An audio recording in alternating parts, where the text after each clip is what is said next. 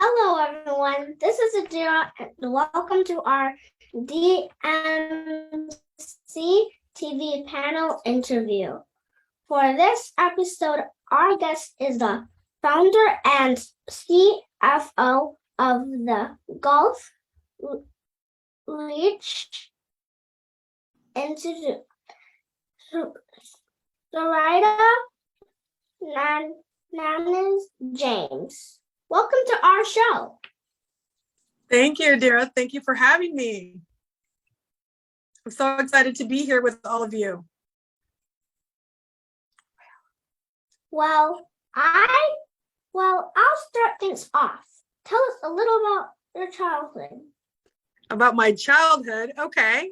So I grew up in San Antonio, Texas, which is about 2.5 hours north of Corpus Christi, where I live now. I grew up in a pretty big family, but I always really loved to be outside and I loved the water. And believe it or not, I wanted to be a marine biologist since I was 12 years old. Wow. Wow. It was really exciting for me, and we didn't have much money, so I saw a lot of Discovery Channel and really wanted to do a lot of those things. And now I have gotten the opportunity to do a lot of the things that I saw on TV. Cool. What were your interests in high school? What were my interests in high school? I really loved biology and also chemistry. I went to high school quite a long time ago, right? So back in the 90s for me, which is a lot different, right? But I really, really loved biology. I loved learning about just how things worked. So I always really liked science. And then whenever I would go on vacation, we got to learn a lot about some of the things, aquatic life, so fishing, all of those things. So I really liked aquatic science. It wasn't called aquatic science back then. It was just called biology, and we just did chemistry. So I really liked the sciences back then. What was your happiest memory as a child? My happiest memory as a child probably is just spending time with my family. It was a great opportunity for us to get together. We grew up in a very big family, so a lot of our gatherings were really huge for Christmas, for birthdays, and it was just the time for us to kind of celebrate each other, and very traditional family too. So lots of things for Christmas and for Dia de los Muertos. A lot of come from a Mexican family, so lots of color during Christmas and during November, which for us is a little bit different from Halloween, but it's a great day to remember our loved ones as well.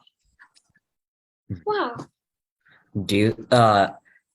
What was your worst memory as a child, and what was something in your childhood that like inspired you to do what you do right now?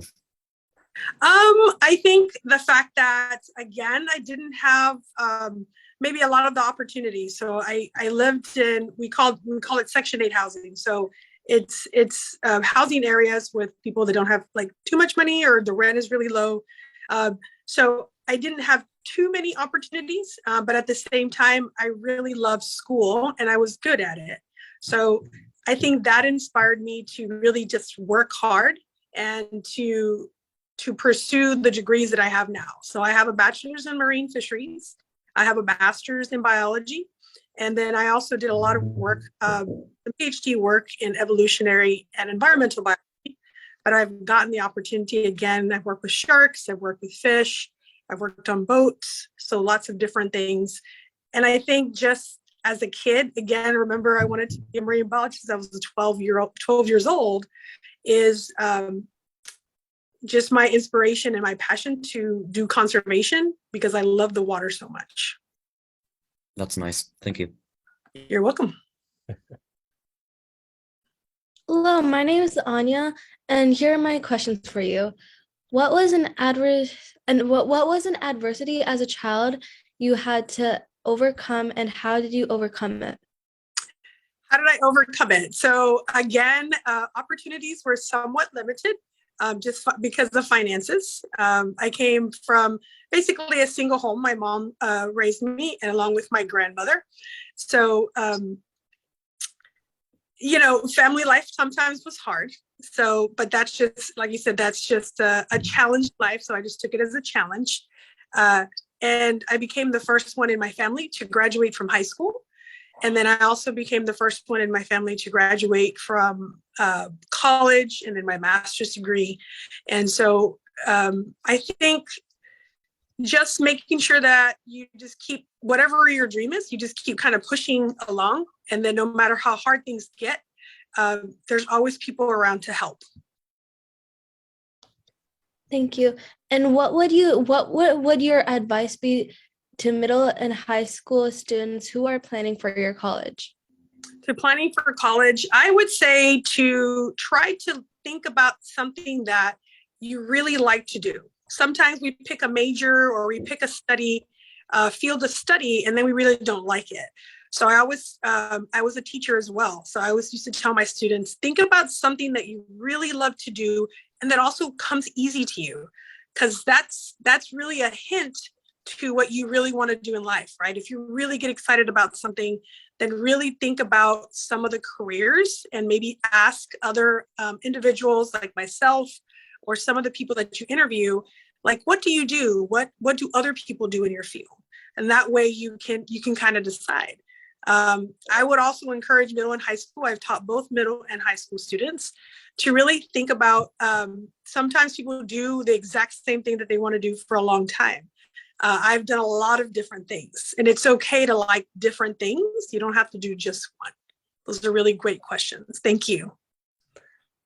And my last question is, what inspired you to start this institute? So I actually had the idea for the Goldfish Institute back quite a long time ago, partly back in 2010, about 12 years ago. Yep. And so I worked in education, in science education and restoration, environmental education, marine science. And I really wanted an opportunity to kind of be my own boss. There's not a lot of women Latinas who are CEOs of nonprofits. So this gave me an opportunity kind of to do what I wanted to do and to really form a program and programs that were really close to my heart and that I was passionate about. Interesting. Thank you. Thank you, Anya. Hello, my name is Don Yashri, and this is my first question. What came after high school? What came after high school? So, like a lot of people, I actually, again, remember I was the first one to graduate from high school in my family. And then I actually went to Texas A&M University in Galveston, which is actually part of College Station. And that's where I got my marine fisheries degree. So I went to college after that. And a lot of other things happened during that time. I got married to my husband that I'm still married to now, and I have a daughter. But after high school, I was able to work at NOAA Fisheries. So they do a lot of research and work in really conserving our ocean resources. So I did a lot of undergraduate, so my bachelor's degree there. And then I did some other work, kind of volunteering in Galveston, and then eventually came to Corpus Christi, which is where I got my master's. Wow, very, very nice. Yes, but I got to do some cool stuff with sharks during, probably before my master's. So I got to go to South Africa for about 6 weeks, and we got to study great white sharks, which was really, really cool. Wow. Oh my God. I know, it was if you ever get the chance. So these are things that I saw on TV that I never in a million years thought I'd be doing. But I got to go in the cage with them. I mean, not with them, but outside, right? Right. And yeah, they're really big fish. They're huge. Like Huge. And all you see, and that's why they call them white sharks. One of them came up and all you see is their white belly. And so that's right. Yeah, it's really cool. That's a great question. Yeah, I get excited about that. Mm. All right. Any other questions? My name's Ivan. Here's my first question. What is your professional background? Oh, my professional background. So by trade, I'm a scientist. So I did marine fisheries. I've done restoration projects. Now I do a lot of science communication work and education. I work for NOAA Ocean Exploration, along with having my nonprofit, the Goldfish Institute. So more education based now. And then I do lots of environmental justice work. So working with youth like you and then others to really kind of help them have a voice and let them know that they can make a big change for climate change. That's what I do now. So it's kind of a mix. It's a big mix of things. Yeah. Tell us about your current family life. My current family life. So I have one daughter. She just turned 11. And I have a husband who he's also a teacher. He's taught engineering and now teaches biology. My daughter is a big soccer fan. She plays club soccer. Same. Oh, you do? Awesome. Yeah, she loves it. So we call it football. We don't really call it soccer. So we're a big football family here. And again, I don't live with my family anymore. I live outside in Corpus Christi, but I really like to get together with my family, but we also have what we consider extended family. So a lot of our friends from school and other people we've met. So we have what we call our community family too. So lots of soccer fans. So yay. Yay. So hi, my question for you is, what inspired you to start the Goldfish Institute and how did you do it? So again, that was something I was really passionate about, right? So in a previous question, we did answer that. But just a little bit more like, besides, I wanted to see if I could do it. You know, it was something kind of scary, right? You're starting, I had to invest. So it costs money to create a nonprofit. And I was teaching, so teachers don't make too much money, but it was during the pandemic that we actually established it. So even though I had the idea 12 years ago, during the pandemic, I decided it was kind of the time just to at least start it. And what was the other part of the question again? Like, how did you do it? Oh yeah, so how did I do it? So I just went through a company that helps us actually make it. And then you have to do all like the bylaws, all the stuff nobody wants to do. But like as a CEO, it sounds like a really cool title, but you have to do so much work. And right now we're still really small. So we have a very small board. It's just me. We have a marketing person, and we actually have two young people who help us with a lot of our youth programs. Maggie is 19 and Armand is 22. And they've done really amazing work with our Gulf of Mexico Youth Climate Summit. Nice. So, and we're still working on it. We got our very first big grant that we're going to be doing a really cool ocean. It's called Bringing the Deep to Light, and it talks about ocean exploration. And we're bringing some activities to the community. I hope it succeeds. Oh, thank you so much. So do I. And another question is, what is the mission of Goldfish Institute?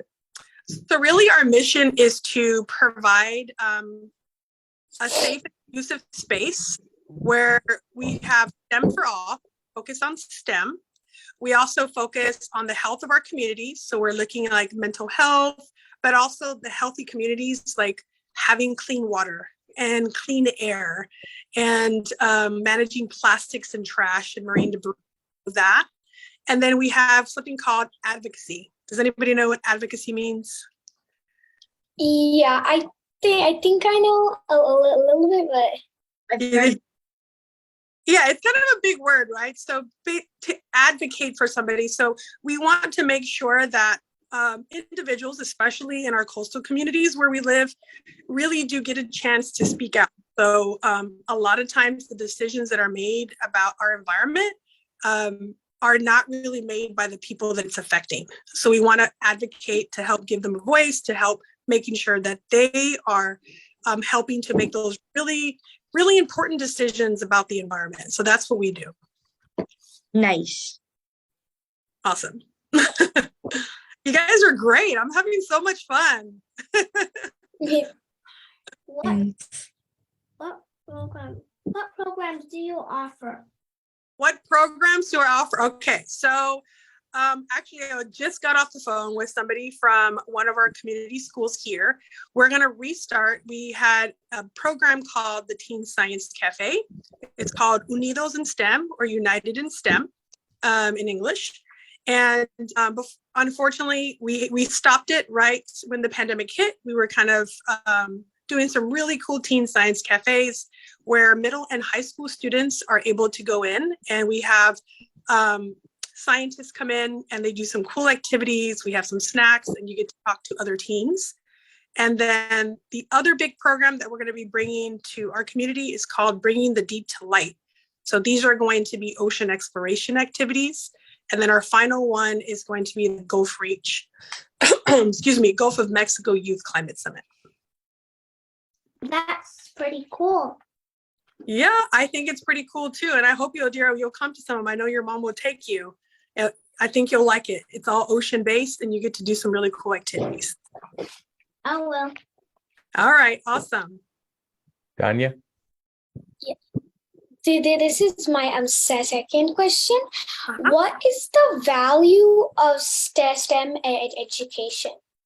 What is the value of STEM education? That's a big question. I had to think about that one for a little bit.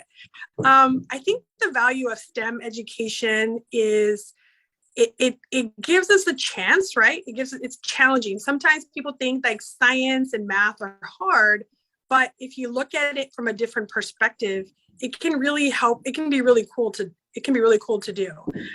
So I think STEM is important because if we saw also with the pandemic, all the things that really need to be studied, right? So there's lots of stuff in medicine. When I taught biology, we talked about a lot of diseases that still need to be cured. And it really takes STEM professionals to do that. I focus more on ocean conservation. So we look at different STEM opportunities. So remember, STEM is science, technology, engineering, and math. And even though they're separate letters, they're really all work together. AI, do you know what AI is? No. So AI is a big one that's coming up. If you like to code, computer science and coding is artificial intelligence. So we're even using artificial intelligence in the ocean to try to look at different things and to try to identify some of the animals that are down there. So STEM is just important because it's really part of who we are, and it gives us a way to really create solutions for some of the problems that we have.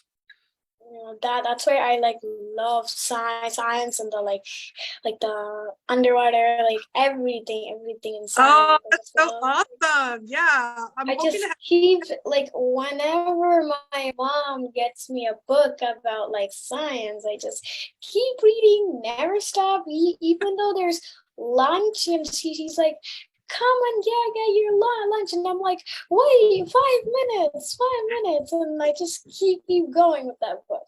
That's great. And the reading is a great one. Like, some people don't think that. Maybe sometimes reading can be boring for some people. Like, for you, it's great. My daughter loves to read. But if you're a great reader, you're able to be an even better scientist because you're able to understand a lot of things that really kind of make you think. And so reading, really, really good thing. Thank you. Mm-hmm. I love to do science too. You like to do science too? What do you like to do? Well, I like to do experiments. Same, yeah. Me too. Yeah, experiment? Yeah.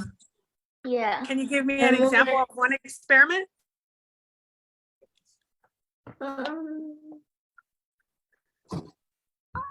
One experiment that I do is get an ice cube and a piece of string and salt. Okay, the ice cube, and then put the string on the ice cube, and then put salt on it.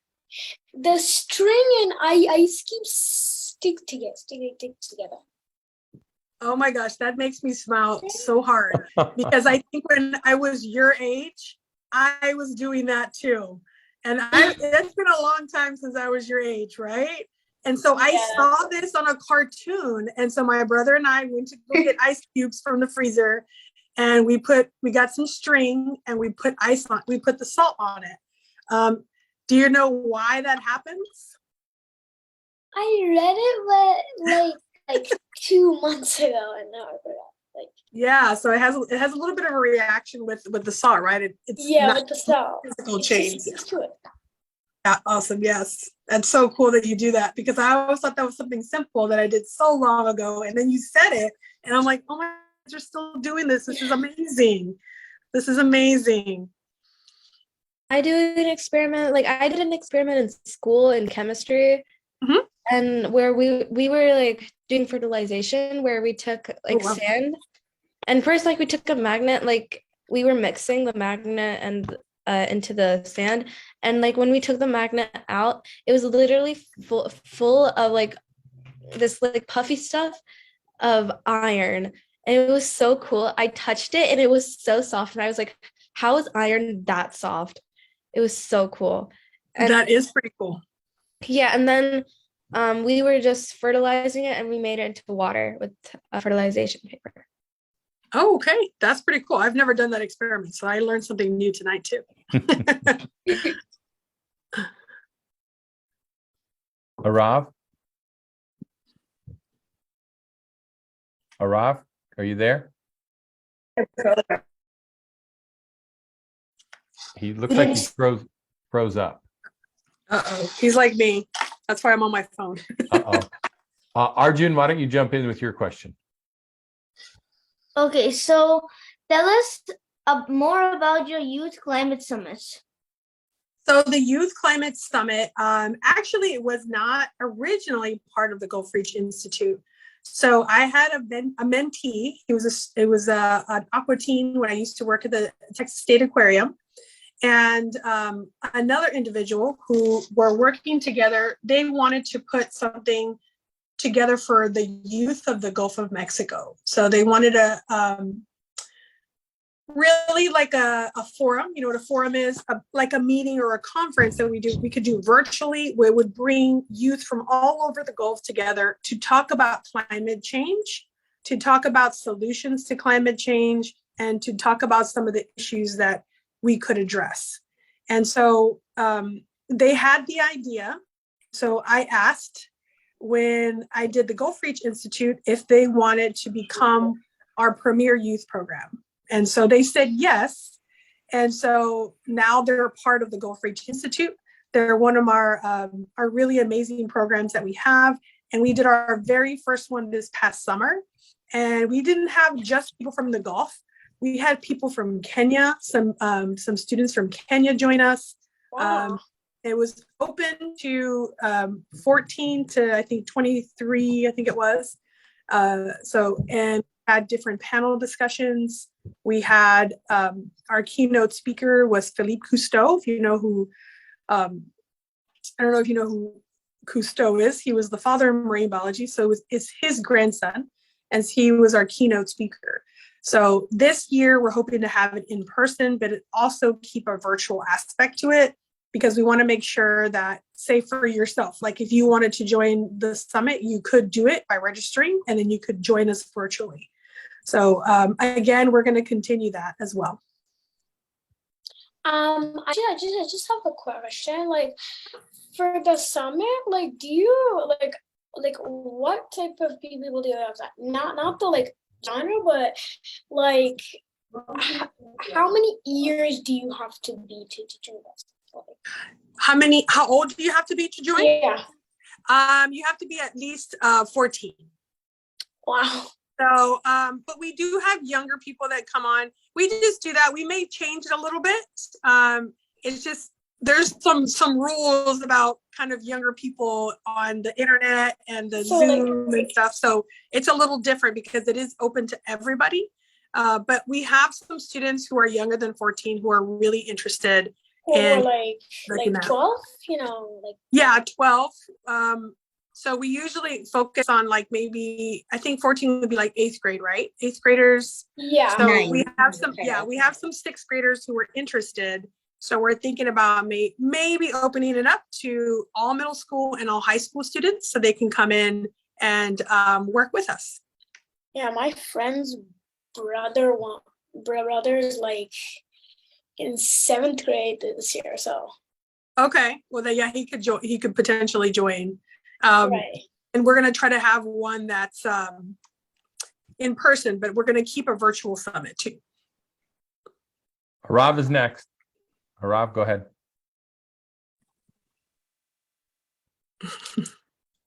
Is he still frozen? Can you hear us? What do students say about your program? His What question do was, what do students say about students your say about your program? program? What do students think about my program? Okay, our programs. I think they like it. We had some really good feedback from our summit, especially it being our very first summit. And like I said, we're really small. So we made it look really cool, kind of like you guys are doing with the background and everything, but it was literally out of my house, out of my house. So we kind of laugh that it's starting off small and it's going to be really huge one day. But I think that the programs that we provide are really for young people. And I love working with youth of all ages. I work at the elementary level all the way to college level. So we do a lot of different things. And I think people like our programs because it really focuses on community outreach. So, do students have the opportunity to do projects in the Gulf of Mexico?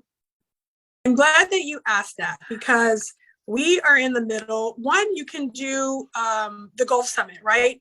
If you're old enough to get to that. And we're going to have opportunities. We're going to have a social media challenge come up. Well, I guess I can say it now, right? It's called Unite the Gulf. And you don't have to be necessarily in the Gulf, but you basically go and you do things for the environment and then you post about that, right? Because we're all connected. We all live in the same place. We all live on Earth. So it's the only planet we have right now. So we're doing stuff to unite us together so that we're all doing a little bit of our part. So a lot of times people think, oh, it's such a big issue. But to understand that, remember that issue started off with lots of people doing things they shouldn't necessarily, and then it got a bigger issue. So if we can make a problem, we can solve the problem. But that really takes everybody doing just one thing. So if you can do one thing, pick up trash, you can, I know you're not old enough to vote, but you can participate in cleanups. You can make sure that you advocate at your school for green schools or gardens, all of those things. So that's something that you can do on a daily basis. We are having a program that we're making right now that will be available to everybody online. And it just teaches you how to be more of an ambassador for the earth and specifically for the Gulf. But again, you don't have to be in the Gulf. There's ways that you can learn to do that in your own community as well. Nice, pretty cool. Thanks. What are your plans for the upcoming year? The upcoming year, we have a lot of work. So again, when you get the money, right, people want you to do the things. So we were very blessed to get our first big grant. And that's going to mean that we're going to be developing some activities for family events, for teen science cafes, and then hopefully a little program. We're going to buy like a little trailer where we can carry all of these activities. And that way we can have a little bit of a traveling program so that we can go to maybe after school events or other events and then bring ocean education to everybody, right, in our community. Or if we want to drive somewhere that's not here in Corpus Christi, we can bring them those activities as well. So we have lots of work to do because we have some planning that we're going to do. And then also we're launching kind of a STEAM. Do you know what STEAM is? So it adds the art, right? So art interpretation of some of the ocean expeditions that have been done. Students are going to be interpreting it through art. So I'm excited to see what they create.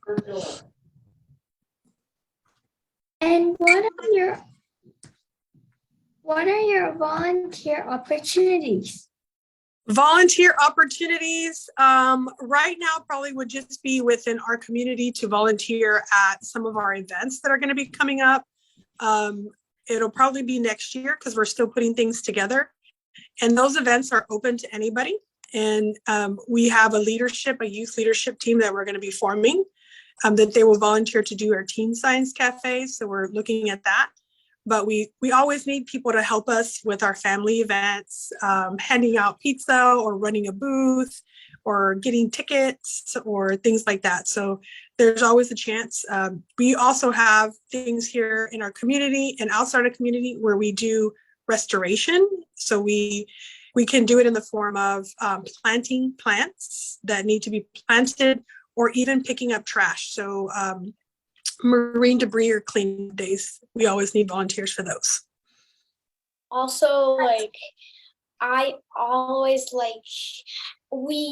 our family always does we have a recycling bin in our house and also a trash bin. So okay. So my sister is 2 years old, and we've teached her to put the plastic in the recycling bin, and now she's in that habit. So it's kind of easy to put and we always need to make sure the earth is clean. So very good. Yes, because you're going to be the one that's going to have to be there, right? You have a lot more years left, so we want to make sure that it's healthy. So that's part of what Goldfish does is looking at the health, because the health of our environment really kind of affects our health as well. If we don't have a clean environment, then that starts to make us sick too. Why do you love what you do? Why do I love what I do? Well, I get to talk to y'all. I mean, this is probably the coolest interview I've had. But yeah, I think that's part of what I like to do is just work with youth. You guys have so many amazing ideas, and I learn so much from you. And sometimes sometimes as adults, we get scared of certain things or we don't want to try certain things. But sometimes when I work with students, they're so willing to try things.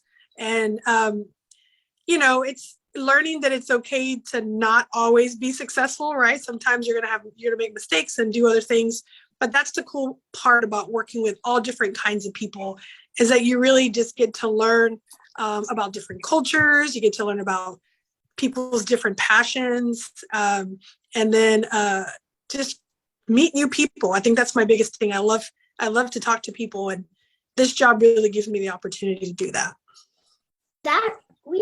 That's awesome. We're pretty cool. You're pretty cool. Yes, I think you're pretty cool.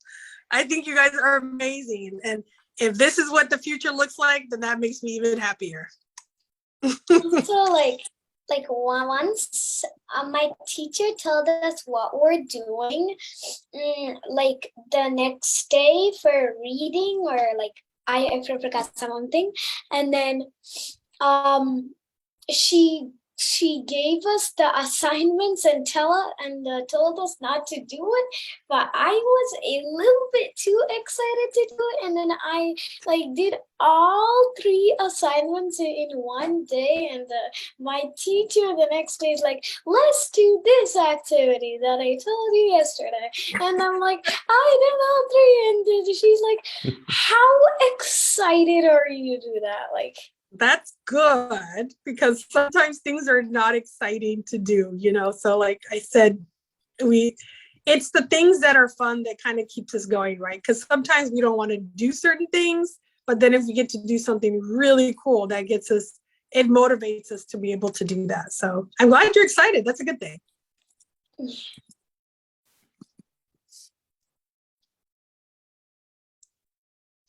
Rob, why don't you say yours? Go ahead.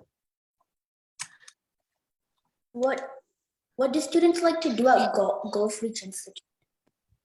So we don't actually have a building. So I kind of run it out of my home, and then we work with partners. So we have a community center here in Corpus Christi, and we work with them.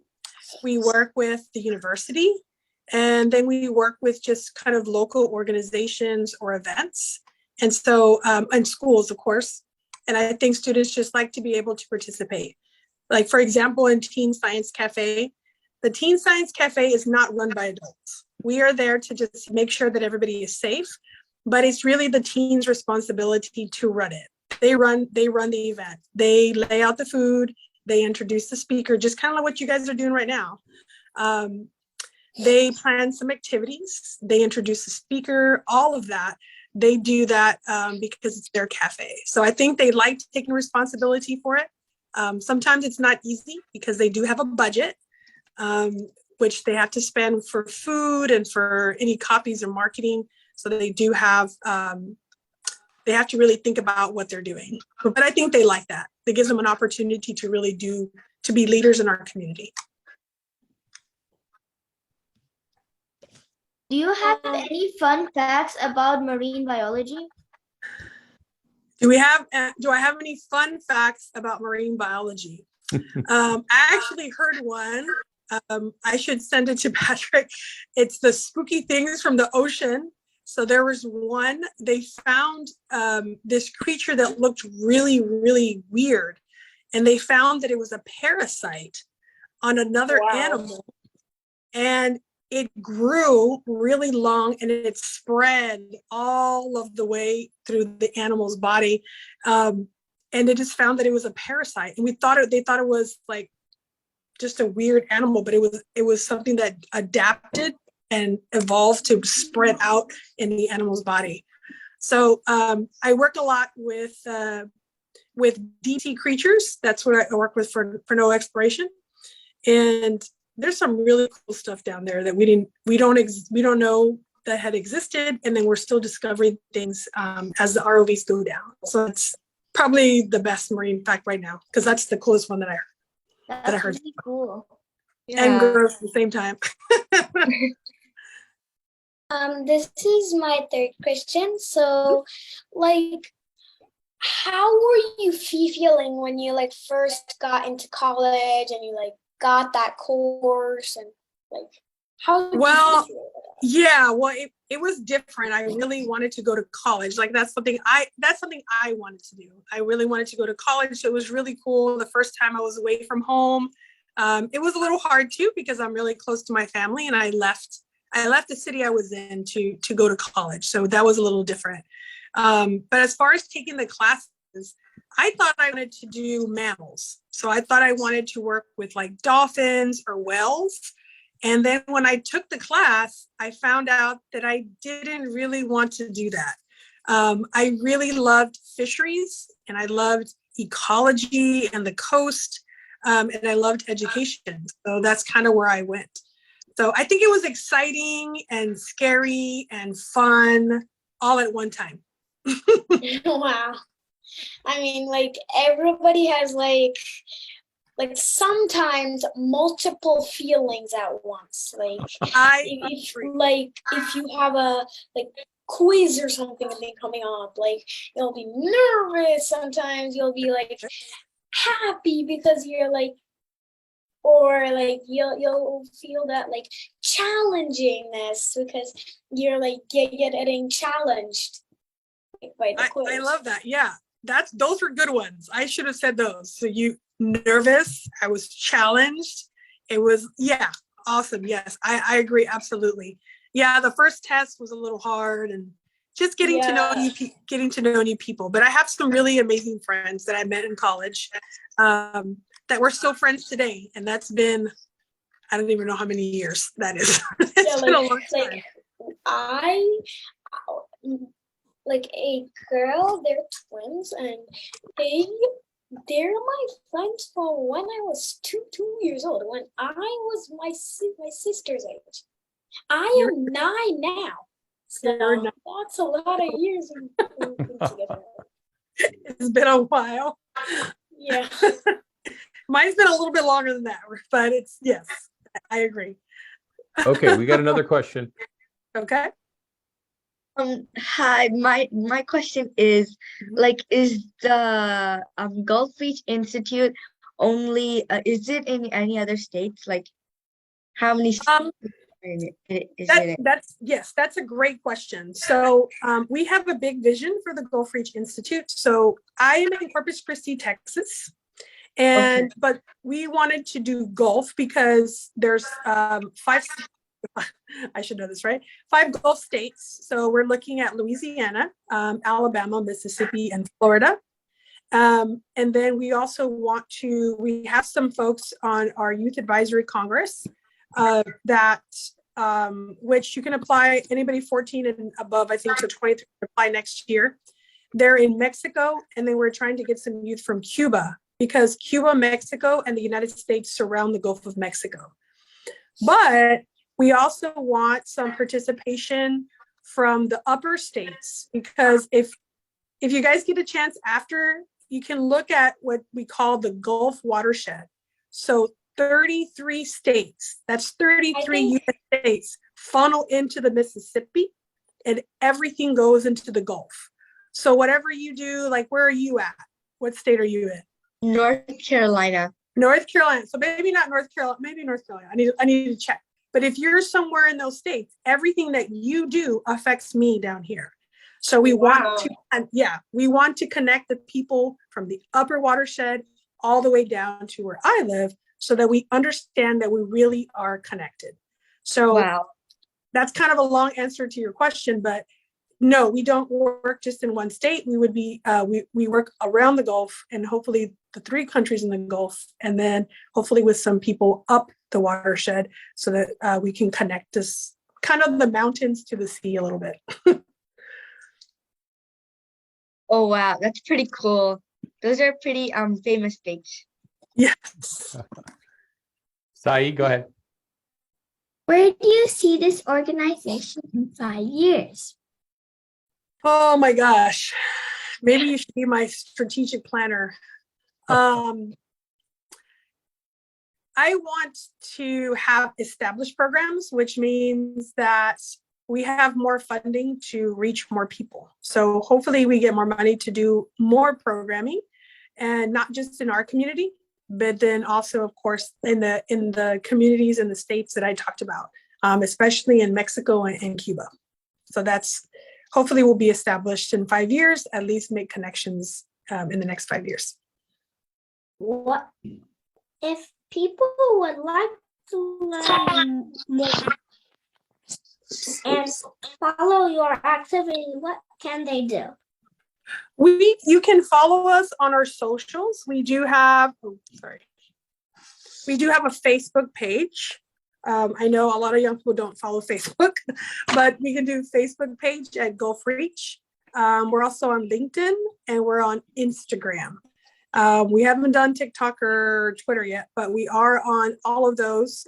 You can also look for the Gulf of Mexico Youth Climate Summit, and they have their own socials too to follow. They're part of our organization, their program, but they have a different tag or hashtag for them. So yes, that we'll make announcements on that when we're doing some things. So we're excited to see everybody follow us. Well, thank you for being our guest today. And I would like to thank all our viewers. Please like and share this episode. Everyone say thank you. Thank Thank you. you for Thank you. Bye. Bye. Thank you. Bye. Thank you. Bye. Bye.